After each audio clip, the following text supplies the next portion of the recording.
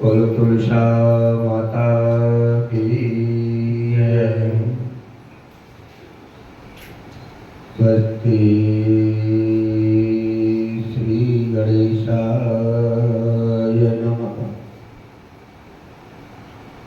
मात पितृ गुरु चरण कमलेभ्यो नमः। श्री राधा कृष्णाभ्याम नमः। श्री रेवती रमणाय नमः। श्री सीतारामाभ्याम नमः। श्री उमा महेश्वराभ्याम नमः। श्री हनुमते नमः। वसुदेव सुतं देवं कंसचाणूरमर्दनं देवकी परमानन्दं कृष्णं वन्दे जगद्गुरुं। मूकं करोति वाचालं पंगुं लंघयते गिरिं। यत्कृपातमहं वन्दे परमानन्दमाधवम्। राधा साध्यं साधनं यस्य राधा मंत्रो राधा मंत्रगात्री च राधा। सर्वं राधा जीवनं यस्य राधा। राधा राधा वाचिकवचनशेषम्। श्री गुरु चरण सरोज रज निज मन मुकुर सुधार। वरनहु रघुवर विमल जसु जो दायक फल चार। बुद्धिहीन तनु जानिके सुमिरो पवन कुमार। बल बुद्धि विद्या देहु मोहि हरहु कलेश विकार। जय जय श्री राधा रमण। जय जय नवल किशोर। जय गोपी चित चोर प्रभु। जय जय माखन चोर। दाऊ सो दाता नहीं जग में कोई एक। दीनन पर कृपा करे तो तारे विघ्न अनेक। पूजा से फल दे तुहे जग के सारे देव। दर्शन से फल दे तुहे बाबा श्री बलदेव। इष्ट यशोदानंद है सुबल तो कुबल राम। करहु कृपा आनंद घन श्री राधा घनश्याम। ओम कृष्ण कृष्ण कृष्ण कृष्ण कृष्ण कृष्ण कृष्ण हे। कृष्ण कृष्ण कृष्ण कृष्ण कृष्ण कृष्ण कृष्ण हे। कृष्ण कृष्ण कृष्ण कृष्ण कृष्ण कृष्ण पारिमो। कृष्ण कृष्ण कृष्ण कृष्ण कृष्ण कृष्ण रक्षिमो। राम राघव राम राघव राम राघव रक्षिमो। कृष्ण के सब कृष्ण के सब कृष्ण के सब पारिमो। हे कृष्ण करुणा सिंधु दीनबंधु जगत्पते। गोपेश गोपकांत श्री राधा कंठ नमोस्तुते। बरसाने की राधिका नंदिका के श्याम। इन दोनों के चरण में मेरा बारंबार प्रणाम। इन दोनों के चरण में मेरा कोटि कोटि प्रणाम। बोल वृंदावन बिहारी लाल की जय। सुखी बसे संसार सब, दुखिया रहे न कोई। सुखी बसे संसार सब, दुखिया रहे न कोई। ये अभिलाषा हम सबकी भगवन पूरी हो। विद्या बुद्धि तेज बल सबके भीतर हो। विद्या बुद्धि तेज बल सबके भीतर हो। दूध पूत धन धान से वंचित रहे न को। आपकी भक्ति प्रेम से मन हो वह भर को। आपकी भक्ति प्रेम से मन हो वह भर को। राग देश से चित्त मेरा कोष्ठों भागे दो।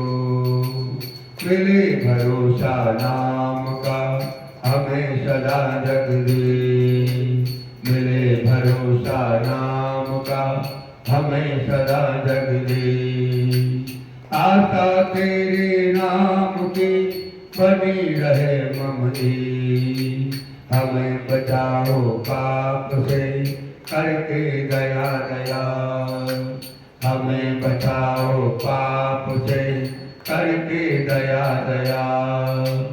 अपना भक्त बनाए कर हमको करो निहाल। दिल में दया उदारता मन में प्रेम अपार। दिल में दया उदारता मन में प्रेम अपार। तेरे हृदय में वीरता सबको दो करता।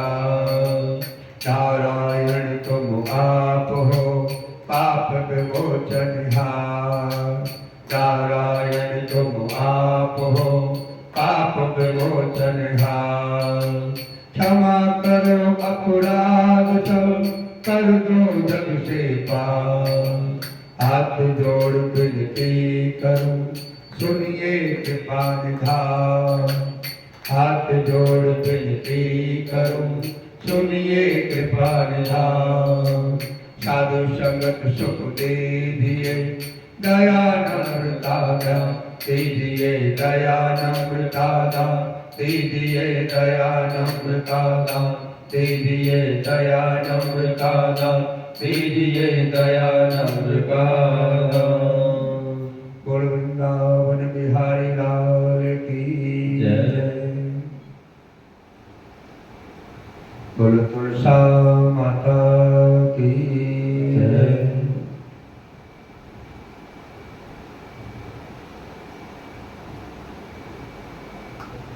तो कल का जो उत्सव था करवा चौथ का, प्रभु की कृपा से बड़ा शांति और प्रेम से पूर्ण हुआ।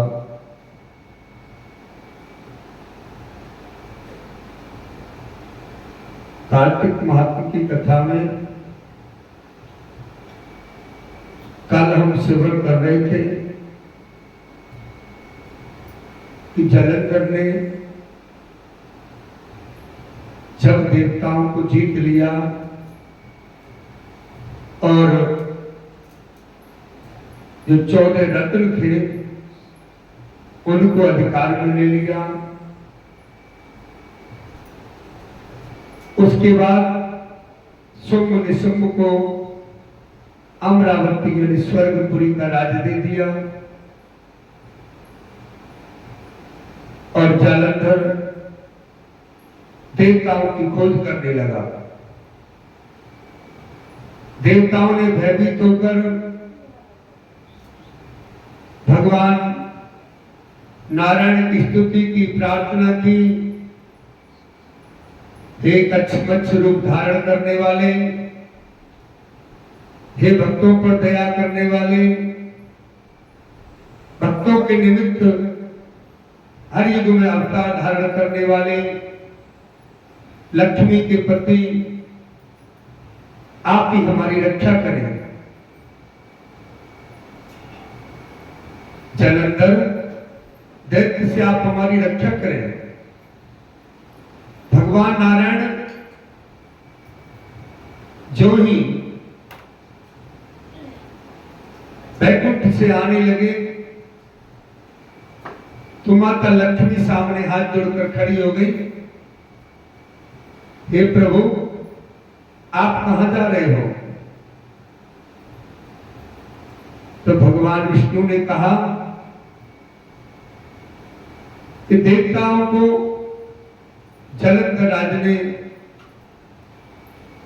स्वर्ग से बाहर निकाल दिया है। देवताओं ने मुझे याद किया है, इसलिए मैं देवताओं की रक्षा करने के लिए जा रहा हूं।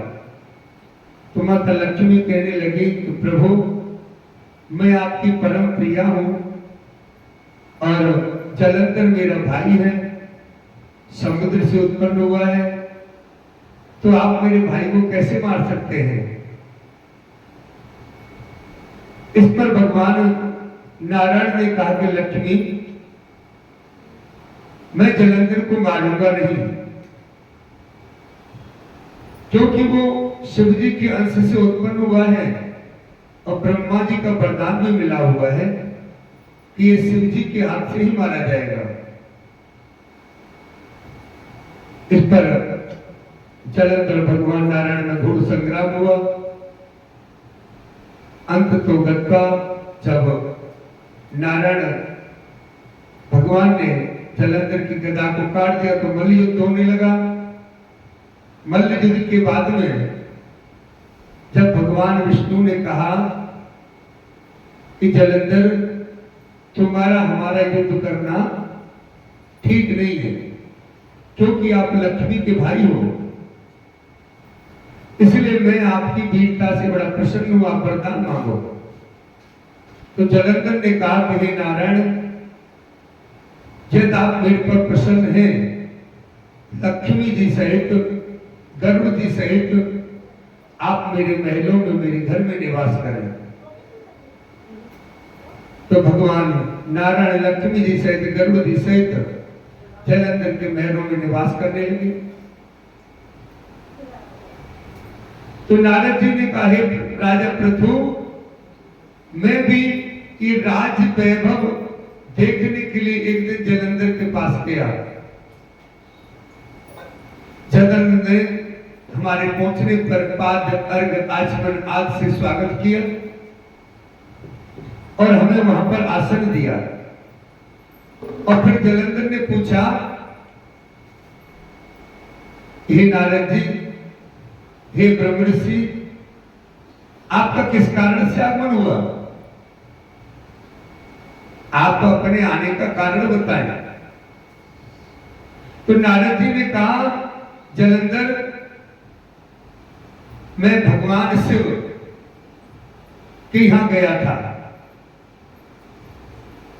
तो भगवान शिव के ऐश्वर्य को देखकर मैं दंग रह गया।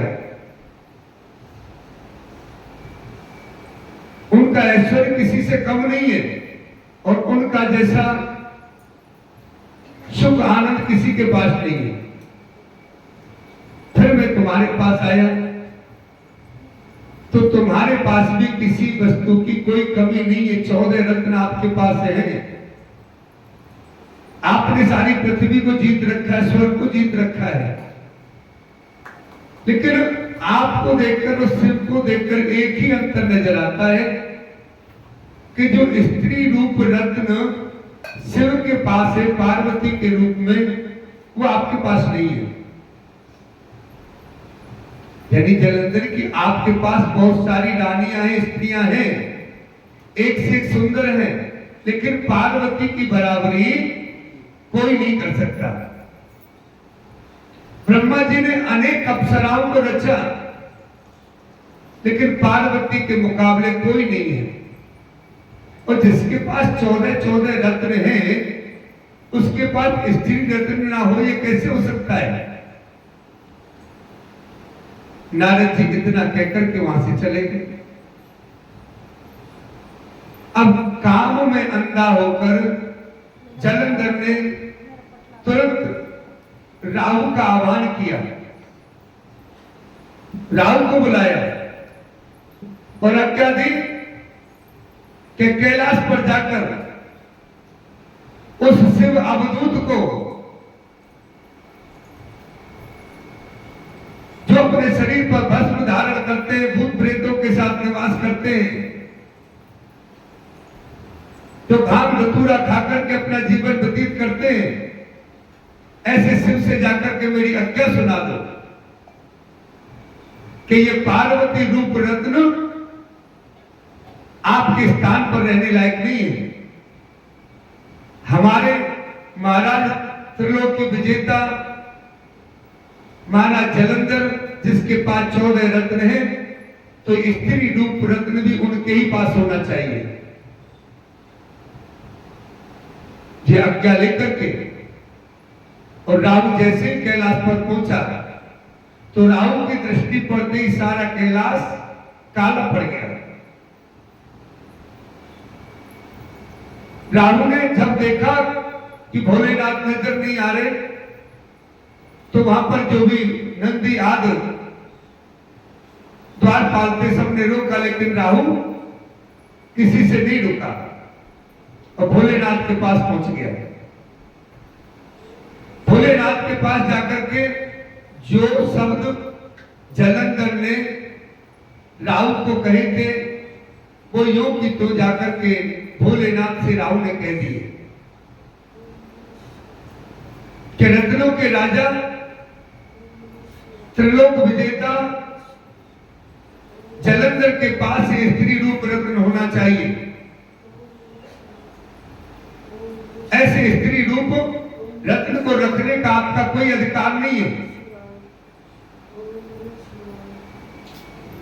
और पार्वती जी को आप जालंधर को पहुंचा दे दे।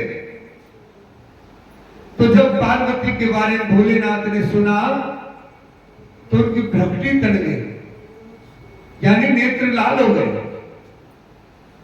और भक्तियों से एक दिव्य पुरुष का प्राकट्य हुआ, जिसके बड़े बड़े दांत और लाल लाल नेत्र, बड़ी बड़ी जटाएं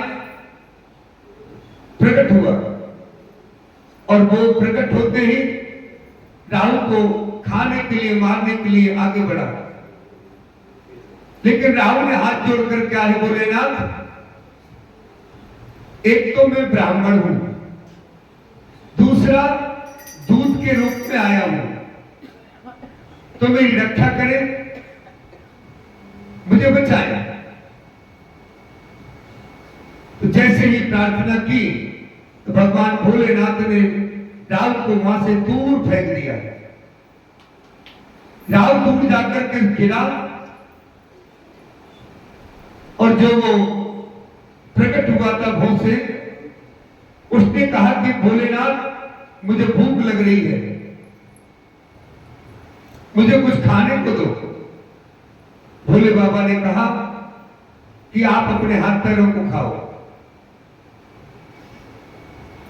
तो वो हाथ पैरों को अपने को खाने लगा, सारे घर को खा गया। जब भोलेनाथ ने प्रसन्न होकर कहा कि तुमने हमारी आज्ञा का पालन किया है, इसलिए आज से तुम हमारे द्वारपाल हो जाओ, उनको द्वारपाल नियुक्त कर दिया। और द्वारपाल नियुक्त के बाद में उनको यह भी आशीर्वाद दिया कि पहले तुम्हारी पूजा होगी, बाद में हमारी पूजा होगी।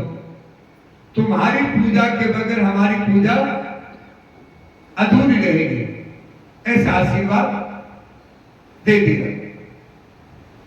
जैसे ही राहु का पता चला कि भोलेनाथ ने हमारी आज्ञा का उल्लंघन किया है, तो जालंधर को बड़ा क्रोध आया और क्रोध में आकर जालंधर ने सारी सेना को एकत्रित किया और करोड़ों की संख्या संख्या में सेना से आक्रमण करने के लिए आगे बढ़ दिया। जैसे ही आगे बढ़ा तो देवताओं ने यह सूचना भोलेनाथ को दी कि भोलेनाथ, जलंधर बड़ी भारी सेना के साथ कैलाश पर चढ़ाई करने आ रहा है। जब भोलेनाथ को ये ज्ञान हुआ तो भोलेनाथ तो समाधि में बैठे रहते। जब भोलेनाथ को ये ज्ञान हुआ तो उन्होंने भगवान नारायण का ध्यान किया। भगवान नारायण वहां पर पहुंचे और हाथ जोड़कर कहने लगे, भोलेनाथ तुमने कैसे याद किया? तो भोलेनाथ ने कहा कि हे भगवान, आपने जलंधर से युद्ध किया तो जलंधर को मारा क्यों नहीं? जलंधर को जीवित क्यों छोड़ दिया? और उसके बावजूद भी आपने युद्ध करने के बाद उसके घर में लक्ष्मी से निवास कर रहे। तो भगवान नारायण कहने लगे, हे भोलेनाथ, एक तो वो लक्ष्मी का भाई है जो वचन दे करके आए थे कि हम उसका वध नहीं करेंगे। दूसरा, ब्रह्मा जी का वरदान उसे प्राप्त है कि भोलेनाथ के अतिरिक्त उसे कोई नहीं मार सकता। तीसरा, वो आपके अंश से प्रकट हुआ है, इसलिए हमने उसका वध नहीं किया। और वरदान के रूप में जब उसने मांगा कि आप लक्ष्मी जी और गणतुड़ी सहित मेरे यहां निवास करें, तो विवश होकर मुझे वहां निवास करना पड़ा। तो भोलेनाथ ने कहा कि अब हमारा युद्ध होने वाला है और जलंधर को मारना इतना आसान नहीं है, इसलिए आप सभी देवी देवता अपना अपना तेज हमें प्रदान करो। तो सभी देवी देवताओं ने अपने अपने अस्त्र शस्त्र, भगवान नारायण ने अपना सुदर्शन भगवान भूत भावन भोलेनाथ को प्रदान कर दिया और वहां से चले गए। घोर संग्राम हुआ, दोनों तरफ से अनेकों हाथी घोड़े मारे जाने लगे, जलंधर की सेना मारी जाने लगी, क्योंकि जलंधर ने शुंभ निशुंभ आज सभी को बुला लिया युद्ध करने के लिए। जलंधर की सेना मारी जाने लगी तो शुक्राचार्य जी उन्हें जीवित कर देते थे। जितने भी दैत्य मारे जाते शुक्राचार्य उन्हें जीवित कर देते थे। ये सब देखकर ये सूचना जब भोलेनाथ को दी तो भोलेनाथ से मुख से एक ताल जंगा नाम की एक स्त्री प्रकट हुई, एक राक्षसी प्रकट हुई। उसने जितने भी दैत्य मारे जाते सबको अपने मुंह में रखती रहती। इस तरह करते करते और वो शुक्राचार्य जी के पास पहुंची और शुक्राचार्य जी को उठा करके आलोक हो गई। कहीं शुक्राचार्य जी को ले जाकर के कहीं छुपा दिया। जब शुक्राचार्य जी को छुपा दिया ये पता चला तो शुंभ निशुंभ आदि ने घोर संग्राम आरंभ कर दिया। दोनों तरफ से मारकाट होने लगी। जब शुंभ निशुंभ भी हार मानने लगे तो जलंधर रण क्षेत्र में आके डट गया, युद्ध करने लगा। जलंधर को आया देखकर सारी देवता भागने दौड़ने लगे। जलंधर का सामना देवता लोग नहीं कर पा रहे थे। जब ऐसा सुना तो भोलेनाथ भी युद्ध क्षेत्र में आ गए। भोलेनाथ का और जलंधर का युद्ध निरंतर चलता रहा। भोलेनाथ ने जलंधर के रथ को काट दिया, उसके सारथी का वध कर दिया। जब जलंधर पैदल ही युद्ध करने के लिए आगे बढ़ा तो भोलेनाथ ने जलंधर की छाती पर एक मुक्का मारा और जलंधर मूर्छित हो गया। जैसे ही मूर्छा खुली तो जलंधर जलंधर को ज्ञान हुआ कि भोलेनाथ को जीतना इतना संभव नहीं है, भोलेनाथ अजय हैं, इनको जीता नहीं जा सकता। तो जलंधर ने गंधर्व विद्या रच दी, अनेक नाग किन्नर अप्सरागण नृत्य करने लगे। ये सब देखकर भोलेनाथ भी उनके साथ नृत्य करने लगते। जब भोलेनाथ को नृत्य में मगन देखा तो जलंधर वहां से और माता पार्वती के पास भोलेनाथ का रूप बना करके पहुंचे। जलंधर ने भोलेनाथ का रूप बनाया अपना और माता पार्वती के पास पहुंच गए। माता पार्वती भोलेनाथ को देखकर अपने आसन से खड़ी हुई और स्वागत करने के लिए आगे बढ़ी। जैसे ही आगे बढ़ी तो माता पार्वती ने पहचान लिया कि ये भोलेनाथ नहीं है, ये शिव नहीं है, ये तो कोई राक्षस है। तो माता पार्वती ये सब जान करके वहां से अदृश्य हो गई। जब जलंधर ने माता पार्वती को वहां पर नहीं पाया तो जलंधर निराश होकर वापस लौट आया और माता पार्वती ने भगवान विष्णु से आग्रह किया, उनका आह्वान किया। भगवान विष्णु माता पार्वती के पास आए। माता पार्वती ने कहा, हे नारायण, मेरे साथ जलंधर ने इस तरह से छल किया है और भोलेनाथ गंधर्व विद्या में नृत्य कर रहे हैं। तो भगवान विष्णु ने कहा, हे मां पार्वती, जलंधर ने अपनी मृत्यु का रास्ता स्वयं बता दिया है। जलंधर वृंदा के पतिव्रत धर्म के कारण नहीं मारा जा रहा है, इसलिए ये घोर अपराध मुझे करना पड़ेगा। भगवान विष्णु कहने लगे कि जलंधर के जो ताकत है, जो वृंदा का प्रतिबद्ध धर्म है, उसके कारण जलंधर नहीं मारा जा रहा, इसलिए वृंदा का पतिव्रत धर्म भंग करना पड़ेगा। और ये रास्ता स्वयं रूप बदलकर जलंधर ने हमें दिखा दिया है। तो इतना बता करके अब भगवान नारायण वहां से चले गए। आज की कथा का यही विराम होता है। कल भगवान नारायण किस तरह वृंदा का शील भंग करते हैं और किस तरह भगवान भोलेनाथ जलंधर को मारते हैं और पुनः देवताओं का राज्य देवताओं को प्रदान करते हैं, ये कथा कल होगी। तो ब्रह्म नमामि नारायणाय, तो ब्रह्म नमामि जगदीश्वराय, हे लक्ष्मीकांतम तुभ्यं नमामि, हे शांताकारं तुभ्यं नमामि। बोलो शंकर भगवान की जय। आज सोमवार का दिन है, तो भोले बाबा की कथा हम सब श्रवण करते हैं। भोलेनाथ ऑर्डर दानी है, बड़े कृपालु हैं, बड़े दयालु हैं। एक बार भोलेनाथ कैलाश पर्वत से कहीं जा रहे थे। पार्वती माता बोली कि भोलेनाथ मैं भी तुम्हारे साथ चलूंगी।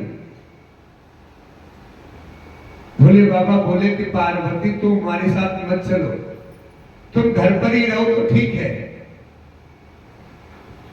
तो पार्वती माता बोली ऐसा क्यों? तो भोलेनाथ ने बताया कि पार्वती तुम्हें भूख प्यास बहुत लगती है, तुम जहां मर्जी कहने लग जाती हो मुझे भोजन चाहिए, मुझे पानी चाहिए। अब रास्ते में सारी व्यवस्था हम कहां से करेंगे? लेकिन पार्वती माता नहीं मानी। मैंने भोलेनाथ मैं आपके साथ चलूंगी। भोले बाबा ने कहा ठीक है, यदि आप जिद करती हो तो चलो। कुछ दूर आगे बढ़े भोलेनाथ और पार्वती माता। तो पार्वती माता ने कहा कि भोले बाबा, भोलेनाथ मुझे तो भूख लग रही है। और भूख लग रही है वो तो ठीक है, लेकिन खीर खान का भोजन चाहिए। अब भोलेनाथ कहने लगे पार्वती मैंने तुमसे पहले ही मना किया था कि तुम मेरे साथ ना चलो, लेकिन अब चलो आ गई हो तो कुछ व्यवस्था तो करनी पड़ेगी। तो भोलेनाथ और पार्वती एक साहूकारनी के यहां चले गए। तो साहूकारनी का आओ आओ बैठो विराजो। तो भोलेनाथ पार्वती बैठ गए। तो उन्होंने कहा क्या चाहिए? मैंने हमारी पार्वती को खीर खाण का भोजन चाहिए। तो साहूकारनी बोलने लगे कि खीर खाण का भोजन ही चाहिए तो अपने घर रहते, यहां क्यों आए थे? भोलेनाथ और पार्वती वहां से आगे चल दिए। एक बुढ़िया बैठी हुई थी। तो उन्होंने कहा कि प्रभु कहां जा रहे हो? तो उन्होंने कहा हमारी पार्वती को खीर खान का भोजन चाहिए। बुढ़िया एक लुटिया लेकर के वहां से चल दी। भोले बाबा ने पूछा बुढ़िया कहां जा रही हो? तो बुढ़िया ने कहा भोलेनाथ मैं दूध लेने जा रही हूं, चावल लेने जा रही हूं, जिससे खीर बनाऊंगी। मैंने तू अपनी कुटिया में जाकर के देखा तो दूध के टोकने भरे पड़े हैं, चीनी की बोरी धरी है, चावल की परात भरी हुई है। बुढ़िया ने खूब सारी खीर बना ली। खीर बना करके भोले और पार्वती को जिमा दिया। भोले पार्वती ने भोजन करने के बाद चलते बने। तो बुढ़िया बोली कि अब मैं इसका क्या करूं? जो इतना सारा मैंने बना लिया, इतना तो इसका क्या करूं? मेरा तो कोई नहीं है। भोलेनाथ ने कहा कि तू अपनी आंख बंद कर ले। उसने आंख बंद करी तो खूब सारा परिवार हो गया। तो सबको कह करके वो चलने लगे। मैं भोलेनाथ के परिवार तो दे दिया, लेकिन मैं रखूं कहां से? मेरे पास तो छोटी सी झोपड़ी है, इनको कहां पे रखूं? तो भोलेनाथ ने झोपड़ी में लात मारी और वो महल हो गया। अब बुढ़िया तो भर भर के कटोरे सबको बांटने लगी। बहुत सारी खीर बनाई थी, सबको बांटना आरंभ किया। बांटते बांटते वो साहूकारनी के घर पहुंच गई। साहूकारनी ने बोली कि बुढ़िया तेरे पास ये खीर वीर कहां से आ गई, तू बांट रही है? तो बुढ़िया बोली कि मेरे यहां भोले और पार्वती आए थे, ये सब वो दे करके गए हैं। तो साहूकारनी बोली कि मेरा धन तेरे गिर गए। कहां गए हैं? कि भोला और पार्वती तो इधर को गए। तो वहां पर से साहूकारनी उनके पीछे पीछे भागने लगी कि मोड़ा मोड़िया ठहरियो, मोड़ा मोड़िया ठहरियो। जाकर के भोले बाबा के पैर पकड़ लिए कि मेरा धन उसको क्यों दे के आए? भोले बाबा ने कहा कि मैंने तो ना किसी को दिया ना किसी से लिया। तूने ना करी सी, तेरे ना हो गया, उसने हाँ करी, उसकी हाँ हो गई। तो पैर पकड़ कर कहने लगी भोलेनाथ कुछ तो मुझे दे करके जाओ, ऐसा तो नहीं करो कि मेरे पास कुछ भी नहीं रहे। भोलेनाथ ने कहा कि तेड़ली में तेल रहेगा, घीड़ली में घी रहेगा, काम तेरा रुकेगा और धन तेरा जुड़ेगा। ऐसा कहकर के चले गए। हे भोलेनाथ, जैसे उस बुढ़िया को तूने सब कुछ दिया, वैसे हम सभी भक्तों को भी देना अपनी कृपा। बोलो शंकर भगवान की जय।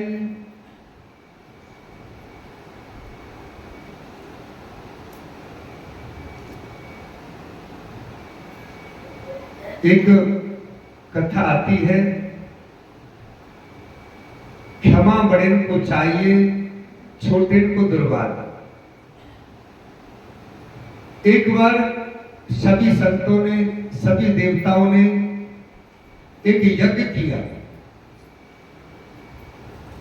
अब यज्ञ में एक प्रश्न उठा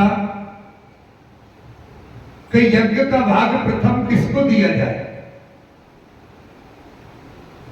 भाई ब्रह्मा जी, भगवान विष्णु, भोलेनाथ तीनों ही देव हैं, तीनों ही पराक्रमी हैं, तीनों ही शक्तिशाली हैं और इनमें कोई अंतर नहीं है। ब्रह्मा, विष्णु, महेश में कोई अंतर नहीं है। तो यज्ञ को प्रथम भाग किसको दिया जाए? तो इस पर विचार होने लगा कि क्या किया जाए। तो उसके लिए भृगु ऋषि को नियुक्त किया गया कि भृगु ऋषि जाकर के ये निश्चित करें कि यज्ञ का भाग किसे दिया जाए। तो भृगु ऋषि वहां से चल दिए। अब जाकर के भृगु ऋषि के पिता हैं ब्रह्मा जी। ब्रह्मा जी से उत्पत्ति हुई। तो भृगु ऋषि जाकर के ब्रह्मा जी के पास गए,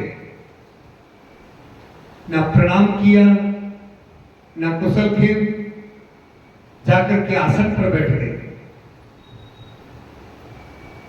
ब्रह्मा जी को इसमें बड़ा क्रोध आया कि ये कैसा पुत्र है, ये कैसा ऋषि है जिसने कोई मान सम्मान नहीं किया, आदर सत्कार नहीं किया, प्रणाम नहीं किया। क्रोध आया, लेकिन उस क्रोध स्वरूप को देख करके वहां भृगु ऋषि नहीं ठहरे, वहां से आगे चल दिए। और आगे जाने के बाद भगवान शिव ऑर्डरदारी के पास पहुंचे। भगवान शिव के पास पहुंचे, वहां पर भी कोई प्रणाम नहीं किया, कुछ नहीं किया। जाकर के और बैठ गए और कुछ शब्द और कह दिए उनसे जाकर के कि भस्म लेपन करके बैठे रहते हो, ना किसी की चिंता है, ना किसी की फिक्र है, आंखें बंद कर लेते हो, जाकर के पर्वत पर बैठ जाते हो, ऐसे तैसे दो चार शब्द उन्होंने कह दिए।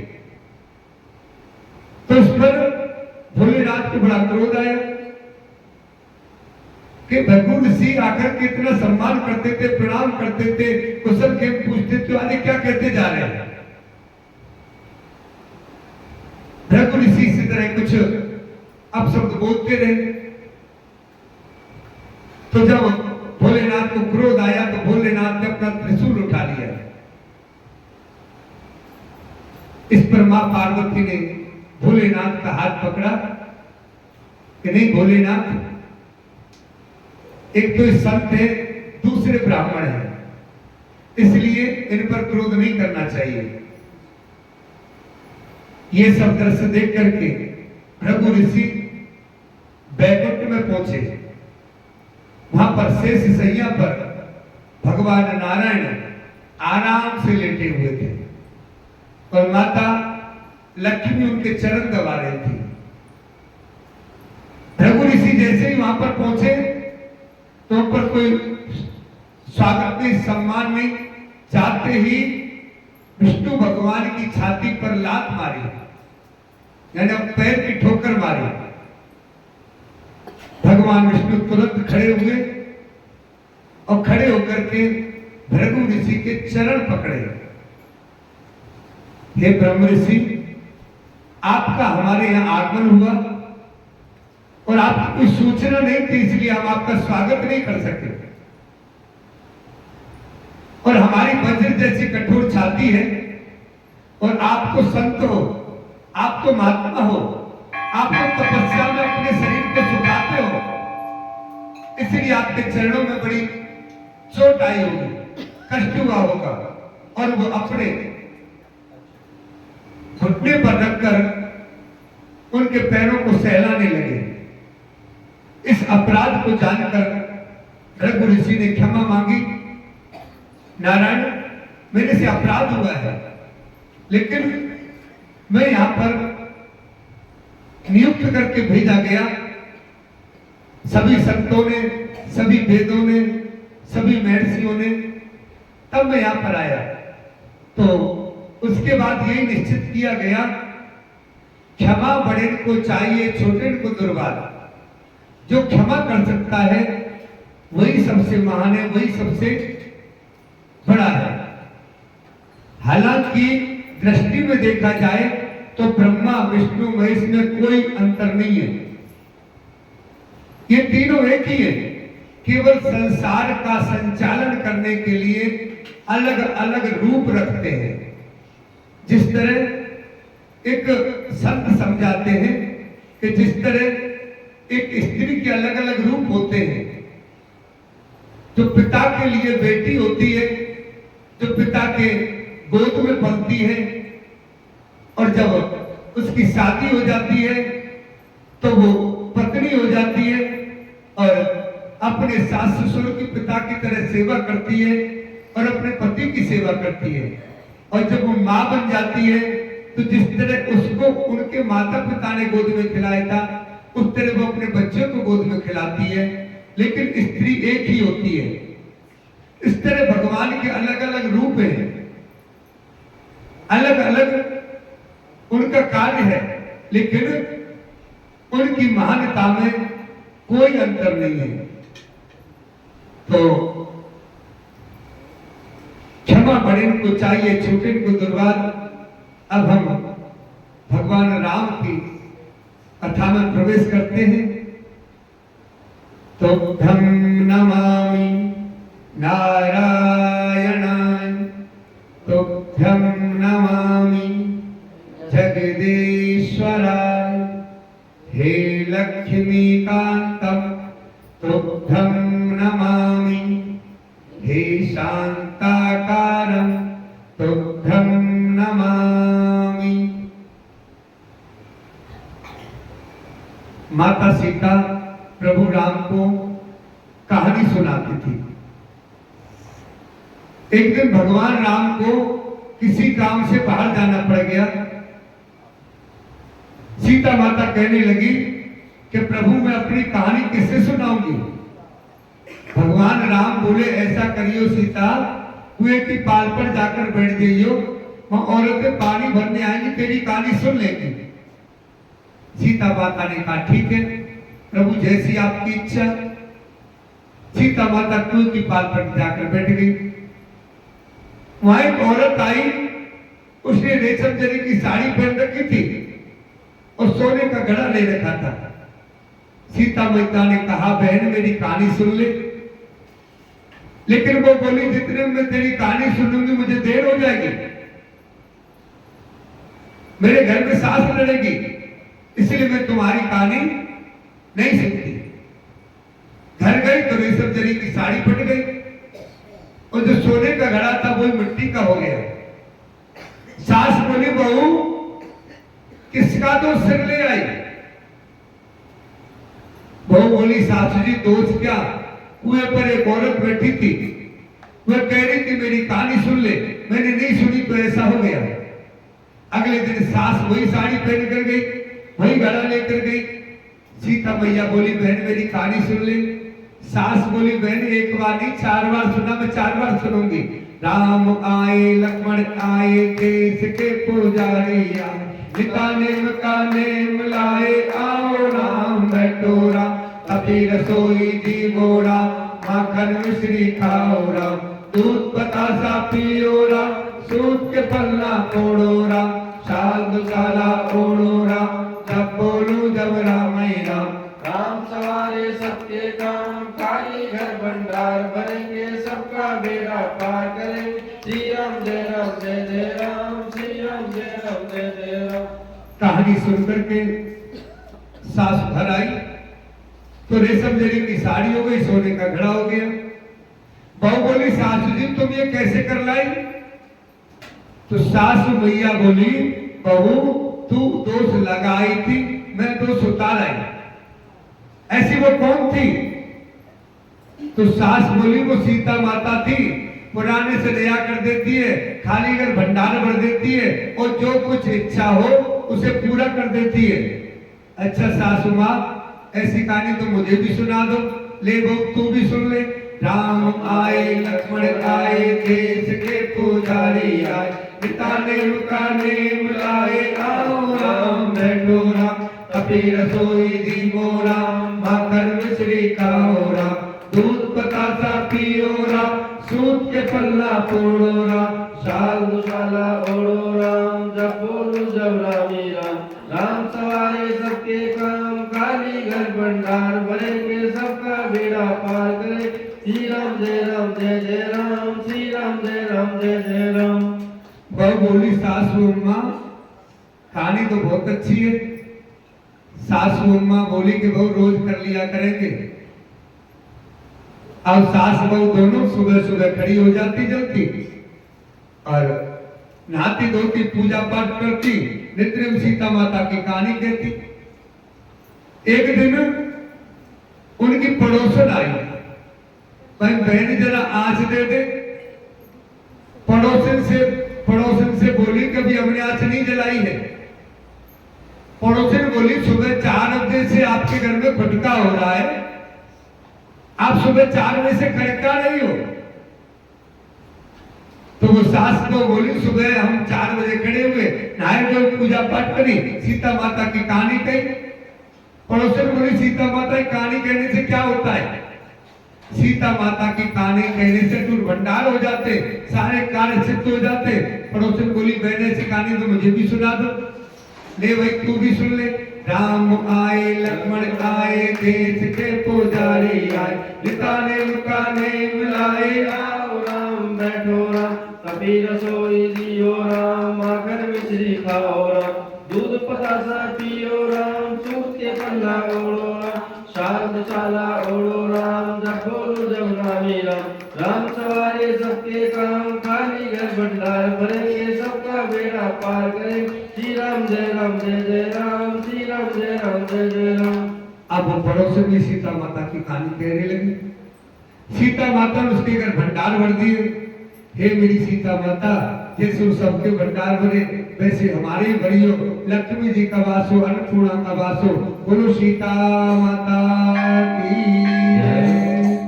तुभ्यं नमामि नारायणाय, तुभ्यं नमामि जगदीश्वराय, हे लक्ष्मीकान्तं तुभ्यं नमामि, हे शान्ताकारं तुभ्यं नमामि।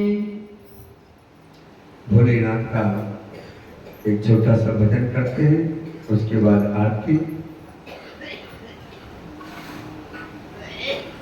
भोलेनाथ दया करना, मैं तेरे भरोसे हूँ। भोलेनाथ दया करना, मैं तेरे भरोसे हूँ। महाकाल दया करना, मैं तेरे भरोसे हूँ। महाकाल दया करना, मैं तेरे भरोसे हूँ। भोलेनाथ दया करना, मैं तेरे भरोसे हूँ। भोलेनाथ दया करना, मैं तेरे भरोसे हूँ। ना घर के भरोसे हूँ, न परिवार के भरोसे हूँ। ना घर के भरोसे हूँ, न परिवार के भरोसे हूँ। ना घर के भरोसे हूँ, न परिवार के भरोसे हूँ। भोलेनाथ दया करना, मैं तेरे भरोसे हूँ। भोलेनाथ दया करना, मैं तेरे भरोसे हूँ। महाकाल दया करना, मैं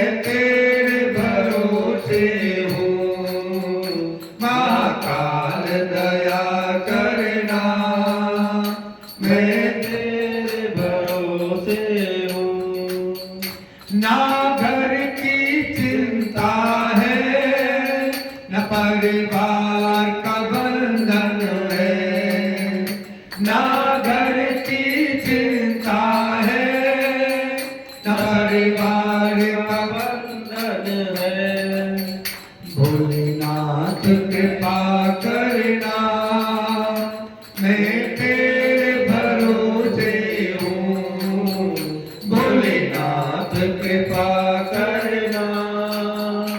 मैं तेरे भरोसे हूँ। शंभुनाथ दया करना, मैं तेरे भरोसे हूँ। शंभुनाथ दया करना, मैं तेरे भरोसे हूँ। सारे जग ने ठुकराया, तूने ही संभाला है। सारे जग ने ठुकराया, तूने ही संभाला है। सारे जग ने ठुकराया, तूने ही संभाला है। भोलेनाथ दया करना, मैं तेरे भरोसे हूँ। भोलेनाथ दया करना, मैं तेरे भरोसे हूँ। महाकाल दया करना, मैं तेरे भरोसे हूँ। महाकाल दया करना, मैं तेरे भरोसे हूँ। ना इनके भरोसे हूँ, ना उनके भरोसे हूँ। ना इनके भरोसे हूँ, ना उनके भरोसे हूँ। ना इनके भरोसे हूँ, ना उनके भरोसे हूँ। शंभुनाथ दया करना, मैं तेरे भरोसे हूँ। शंभुनाथ दया करना, मैं तेरे भरोसे हूँ। महाकाल दया करना, मैं तेरे भरोसे हूँ। महाकाल दया करना, मैं तेरे भरोसे हूँ। मैं शरण में आया हूँ, मुझे तेरी दया दे दो। मैं शरण में आया हूँ, मुझे तेरी दया दे दो। महाकाल दया करना, मैं तेरे भरोसे हूँ। महाकाल दया करना, मैं तेरे भरोसे हूँ। भोलेनाथ दया करना, मैं तेरे भरोसे हूँ। भोलेनाथ दया करना, मैं तेरे भरोसे हूँ। शंभुनाथ दया करना, मैं तेरे भरोसे हूँ। महाकाल दया करना, मैं तेरे भरोसे हूँ। बोलो शंकर भगवान की जय। बोलो तुलसा माता की जय। तुलसा महारानी नमो नमो। कुंवर की पटरानी नमो नमो। कौन से महीने में कोई अली तुलसा को, कौन से महीने में हुई हरियाली। नमो नमो। तुलसा महारानी नमो नमो। कुंवर की पटरानी नमो नमो। साढ़े के महीने में हुई अली तुलसा को, सावन मास हुई हरियाली। नमो नमो। तुलसा महारानी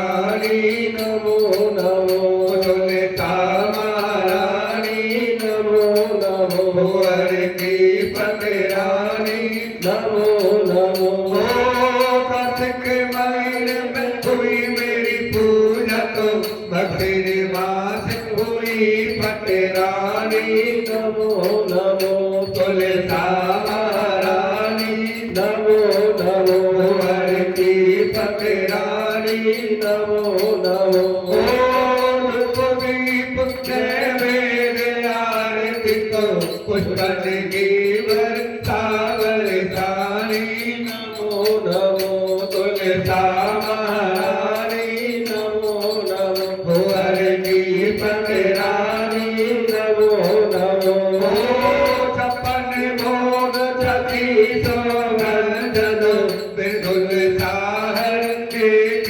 नमानी नमो नमो तुलसा महारानी नमो नमो हर की पतरानी नमो नमो कोई तुलसा सवेरे गाय तो श्री कृष्ण जी के दर्शन पाए नमो नमो तुलसा महारानी नमो नमो हर की पतरानी नमो नमो कोई तुलसा तो गाय तो खीर खाड़ के भोग लगाए नमो नमो तुलसा महारानी नमो नमो हर की पतरानी नमो नमो कोई तुलसा माई साँझ को आए तो तेरे दर्शन की आरती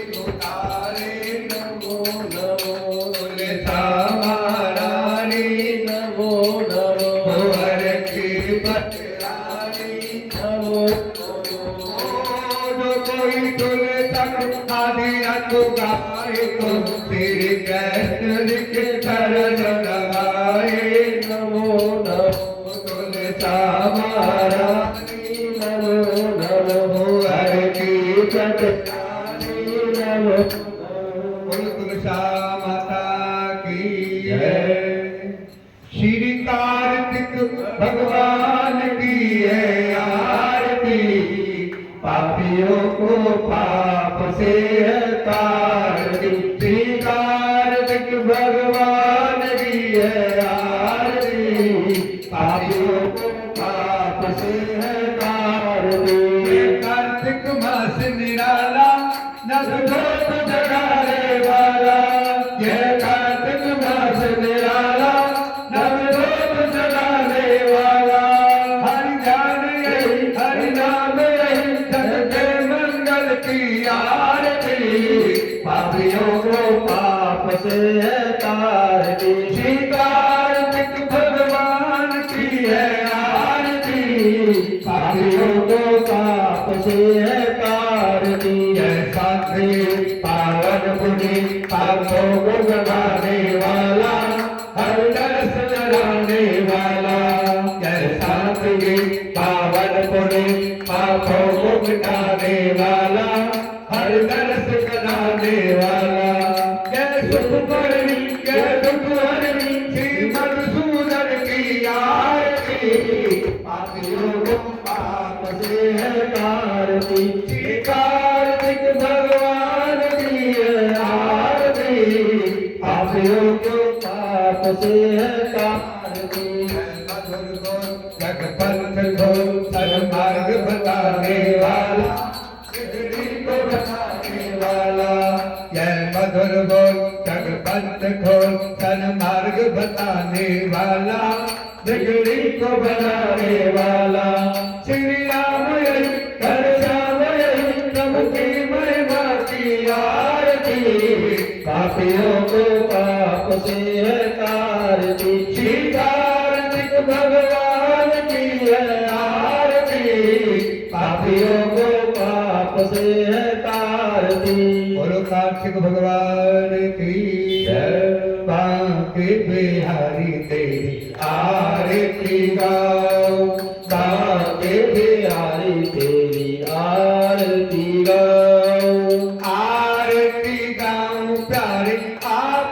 मनाऊं, आरती गाओ प्यारे आपको मनाऊं, गिरधर तेरी आरती गाऊं, गिरधर तेरी आरती गाऊं। मोर मुकुट तेरे शीश पे सोहे, मोर मुकुट तेरे शीश पे सोहे, प्यारी बंसी मेरो मन मोहे, प्यारी बंसी मेरा मन मोहे। या सबको मैं तो मन में बसाऊं, या सबको मैं तो मन में बसाऊं। बांके बिहारी तेरी आरती गाऊं, बांके बिहारी तेरी आरती गाऊं। चरणों से निकली गंगा तारी, चरणों से निकली गंगा प्यारी, जिसने सारी दुनिया तारी, जिसने सारी दुनिया तारी। उन चरणों में शीश झुकाऊं, उन चरणों में शीश झुकाऊं। माँ के बिहारी तेरी आरती गाऊं, बांके बिहारी तेरी आरती गाऊं। नाथ अनाथ के नाथ आप हो, नाथ अनाथ के नाथ आप हो। सुख दुख जीवन प्यारे साथ आप हो, सुख दुख जीवन प्यारे साथ आप हो। इन चरणों में शीश झुकाऊं, इन चरणों में शीश झुकाऊं। बांके बिहारी तेरी आरती गाऊं, बांके बिहारी तेरी आरती गाऊं। हरिदास के प्यारे तुम हो, हरिदास के प्यारे तुम हो। मेरे मोहन जीवन धन्य हो, मेरे मोहन जीवन धन हो। युगल छवि पे मैं तो बारी बारी जाऊं, युगल छवि पे मैं तो वारी वारी जाऊं। बांके बिहारी तेरी आरती गाऊं, बांके बिहारी तेरी आरती गाऊं। कुंज बिहारी तेरी आरती गाऊं, कुंज बिहारी तेरी आरती गाऊं। त्वमेव माता च पिता त्वमेव, त्वमेव बन्धु च सखा त्वमेव, त्वमेव वेद्या द्रविणं त्वमेव, त्वमेव सर्वं मम देव देव। तेरी इच्छा के बिना एक मंगल हो, सत्ता मिलता नहीं किन्हें न कोई भूल। सकल द्वारे छोड़ के आए मेरे द्वार, चरण चरण की राखियो सजा कर शुभराम। हम सब की नगारो राजा नगर सो, गागर की जाई पर श्याम हर तुझको। राधे मेरी श्यामली मैं राधे को राम, जन्म जन्म दीजियो श्री चरण को राम। हमें चिंता नहीं तेरी तुम्हें चिंता हमारी है, हमारी नाम का मालिक सुदर्शन चक्रधारी है। हमारी नाम का मालिक सुदर्शन चक्रधारी है। हमारी नाम का मालिक श्री वृंदावन बिहारी है। वृंदावन बिहारी लाल की जय। राधा रानी की जय। श्यामा माता की जय। लालू जी महाराज की जय। लक्ष्मी रमण भगवान की जय। मर्यादा पुरुषोत्तम रामचंद्र भगवान की जय। सियापत रामचंद्र की जय। उमापति महादेव की जय। पवन पुत्र हनुमान की जय।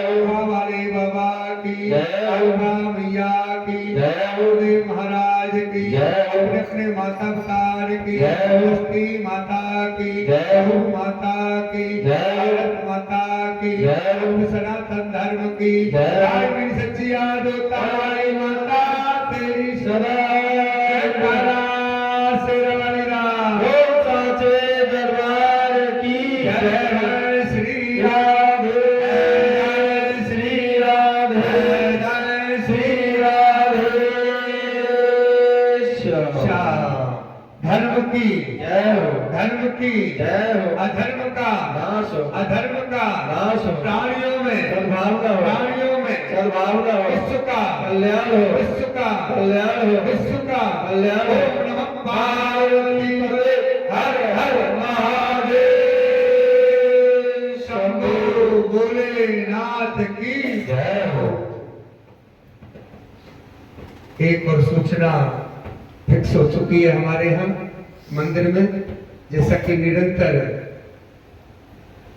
भागवत कथा राम कथा का आयोजन कई वर्षों से जनवरी के महीने में किया जा रहा है। तो 5 जनवरी से भागवत कथा की तारीख निश्चित हुई है। तो आप सभी 5 जनवरी से अपना समय निकाल के रखें। 5 जनवरी को 5 जनवरी के लिए जो कलश यात्रा में माताएं भाग लेंगी तो उनके नाम भी अभी लिखे जाएंगे। तो हम ये निश्चय कर लेते हैं पहले मंदिर में कि जो कार्ड पहले दिए गए थे वो कार्ड अब दिए जाएंगे, कैसे होगा। उसके बाद में आप सभी अपना नाम लिखाएं। कलश यात्रा के लिए बड़ी भव्य यात्रा और सुंदर भागवत कथा का आयोजन आप सभी के सहयोग से जो है होली चौक ग्राउंड में किया जाएगा। तो आप सभी ध्यान रखें, 5 जनवरी को सभी कलश यात्रा में भाग लें और इस सुंदर आयोजन को देखने के लिए आप चाहे भागवत कथा हो वो, चाहे भोले बाबा की जो रुद्राभिषेक या ये कथा जो आपको निरंतर श्री शिव शक्ति हनुमान मंदिर में आप श्रवण कर रहे हो, ये अपने रिश्तेदार या पड़ोसी जो यहाँ नहीं आ सकते, यानी कि एक विकलांगता कई प्रकार से होती है।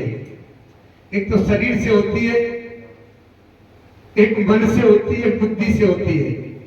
जो मन से विकलांग हो जाते हैं उनकी खड़े होने की सुबह हिम्मत नहीं होती। शरीर से होते हैं वो तो चलो एक विवश है, उनकी तो परिस्थिति है वो नहीं हो सकते। लेकिन कई लोग मन से ही विकलांग हो जाते हैं, उनका मन उनकी बुद्धि ठीक से काम नहीं करती।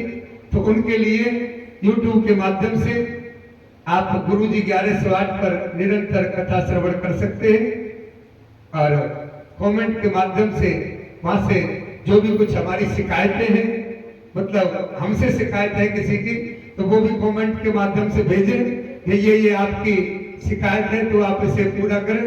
तो प्रयास करेंगे उसको पूरा करने का। तो आप सभी निरंतर कथा में बने रहें। बोलो कार्तिक महात्मा की जय।